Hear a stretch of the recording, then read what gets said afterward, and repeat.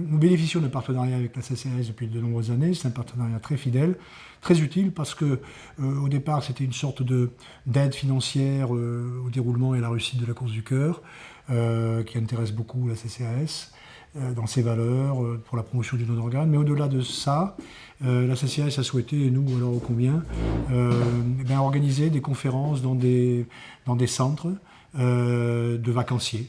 Je suis déjà intervenu dans 10 centres l'an dernier et cette année, donc, nous avions décidé de nous approcher d'un centre de vacanciers qui se trouvait à la périphérie immédiate du parcours de la course du cœur. Je trouvais que ça avait un vrai sens. Donc la course du cœur est venue dans ce coin-là il y a un mois à peu près, un petit mois. Et donc là, je reviens pour parler de don d'organes plus complètement, plus longuement avec les personnes intéressées. Quand on est en vacances, on ne s'attend pas forcément à avoir un sujet sur une cause sociétale, un sujet un peu prise de tête, hein, à un moment où on a envie de se détendre. Mais je vois très souvent une participation de 30-40 personnes, ce qui est une très bonne participation de ce genre de conférence.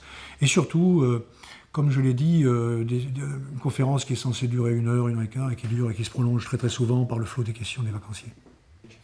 Alors donc ce partenariat, il a démarré par l'intérêt manifesté par un médecin de la CCAS et un médecin influent, qui est le docteur Frédéric Costa, et de notre amitié qui est née de ces relations qu'on a eues, de l'intérêt marqué pour l'outil Course du cœur pour promouvoir le don d'organes dans 12 départements, 5 régions.